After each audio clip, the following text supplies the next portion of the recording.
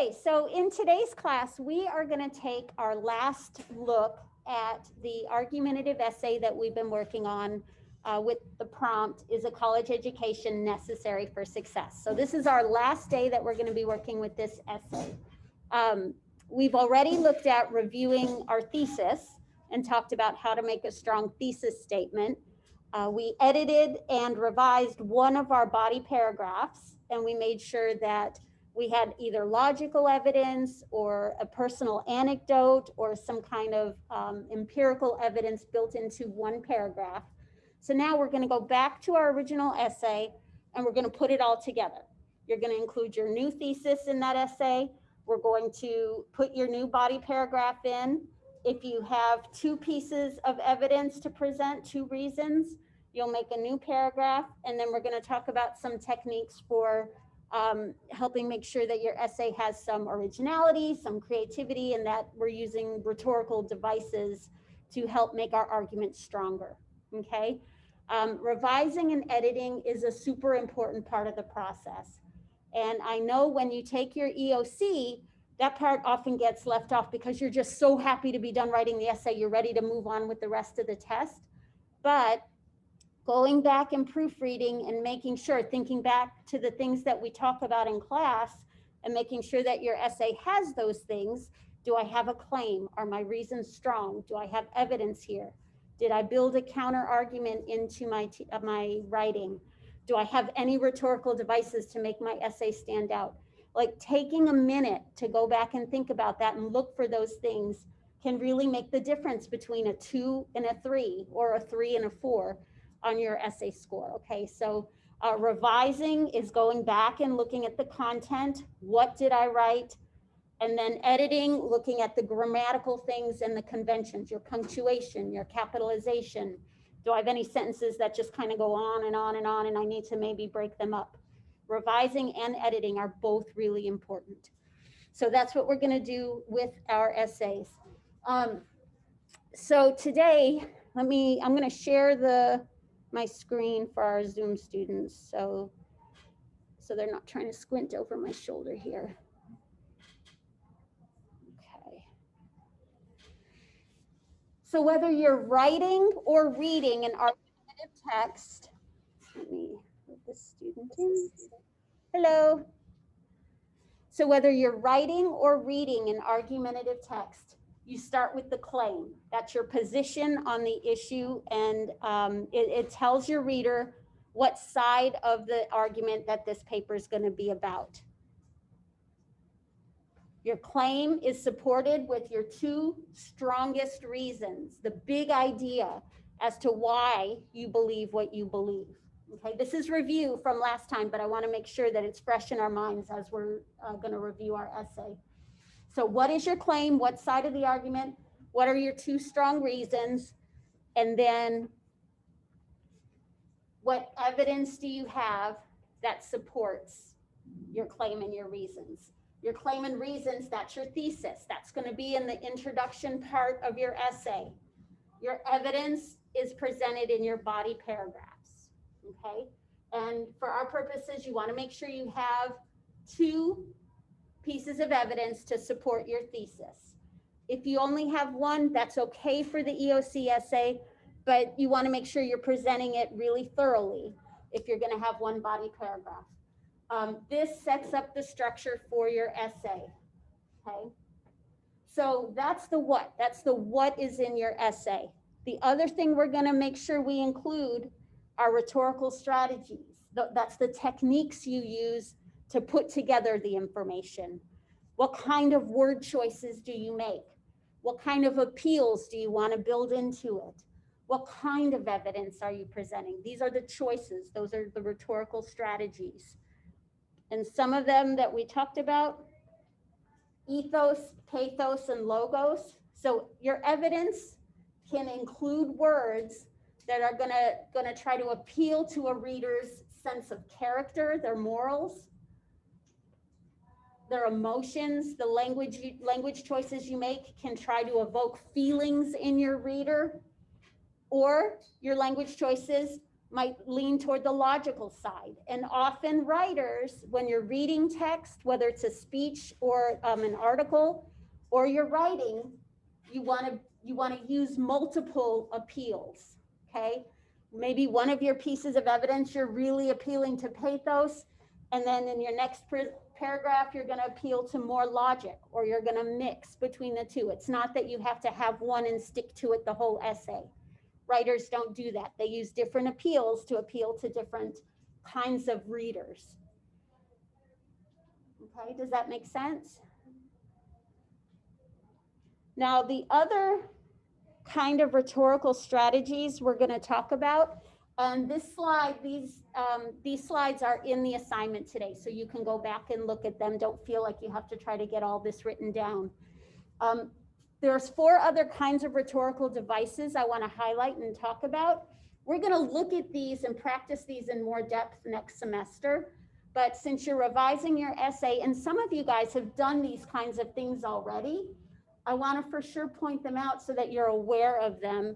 And if you can build some of this into your revision, that would be great. If you can pick one thing to try to do with this revision, that would be great, okay?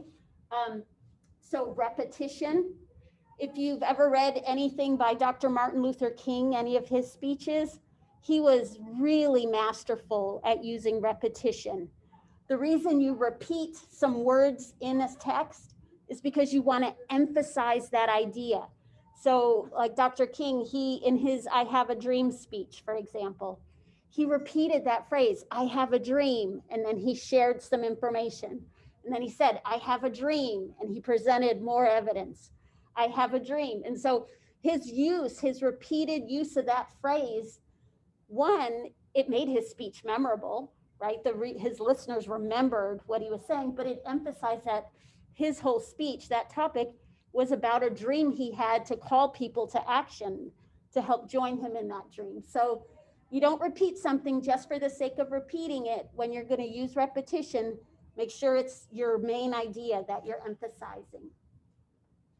Parallelism is when you kind of repeat a grammatical structure of a sentence, and you do it for the same purpose because you want to draw the reader's attention to something in your writing. So this quote, this is a fiction quote. It was the best of times. It was the worst of times. It was the age of wisdom.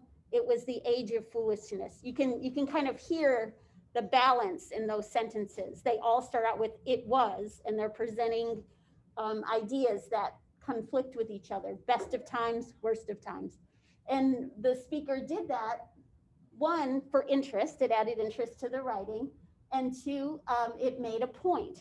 In this case, they were presenting that the time period that they're talking about was full of contradictions. Okay, so, but you can do something similar in your writing. It doesn't have to be some brilliant piece of literary work. You can use a similar parallel structure of sentence to make a statement of, oftentimes writers they'll make 3 statements in a row that have parallel structure in order to make a point, drive home for a reader. So parallelism is one way that writers do that. Rhetorical questions is something you're probably familiar with. That's inserting a question in your text at a strategic point to get your reader thinking. You're not going to answer a rhetorical question if you include one in your writing. You're not going to say, if we give in now, where will it end? Well, it's going to end when blah, blah, blah. You're not going to answer it. You use the rhetorical question and then let your evidence help guide the reader to an answer. So if you're writing an argumentative essay about supporting animal shelters, your example could be, can we afford to let these creatures suffer any longer?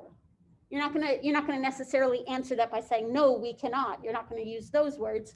You're gonna present evidence that's gonna help make that come to life for the reader. Okay, so a rhetorical question, if you use it, make sure it's well placed and that you're not answering it. You're doing it to get your reader thinking. And the last rhetorical device I just want to touch on is called antithesis. That sounds like a big fancy word, but really it's a simple concept. It's presenting contrasting ideas to help, again, make a point to your reader. So you might notice that this one, best of times, it was the worst of times. It was the age of wisdom. It was the age. Those are contrasting ideas. So that paragraph actually has both of these things in it. But you can make just a simple statement like, to err is human, to forgive divine. You're saying, okay, erring, that's a human thing, but if I forgive, now I've elevated it. You're contrasting two things. Speech is silver, but silence is gold. It's using silver and gold to compare speaking and being silent. So using antithesis is simply just making contrasting ideas come to life for a reader. These are all things, they're choices the author makes to make the writing more interesting and to emphasize a point. Okay, so as you're reading through yours, like I said, some of you guys did this already. I read some great figurative language in some of the introductions of our essays.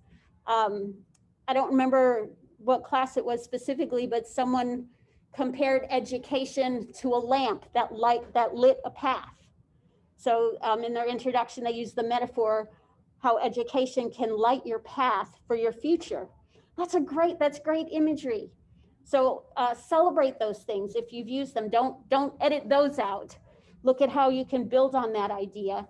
And one technique that often writers will do is they'll put a great metaphor in the beginning, and then they'll come back to it at the end, making almost like a sandwich for that idea, and help leave the reader with a nice visual in their mind of the point they're trying to make. So our assignment today, we're going to look back at our essay. You're going to make sure you've got your new thesis built into your introduction first. And if you need to make some changes, or the more you think about it, you want to edit it from what you submitted to me, that's okay. Cut and paste your body paragraph that you wrote. You can cut and paste it right in. And then look at what else you had around that in your essay. Can you build in a rhetorical strategy in there? Does your other example, if you had two examples, does that other piece of evidence fit our logical, empirical, or anecdotal evidence? Make sure you write in paragraphs. Please, please, please. If your original essay was just one big text box, give your essay structure. Introduction, body paragraph with evidence, body paragraph with more evidence, conclusion. Okay? And if you didn't have a counter argument before, a sentence that reads something like, although some people believe blah, blah, blah, and present why that thought is wrong, build a counter argument in there somewhere. It can be a simple 1 to 2 sentence statement, but that is something that your EOC graders look for.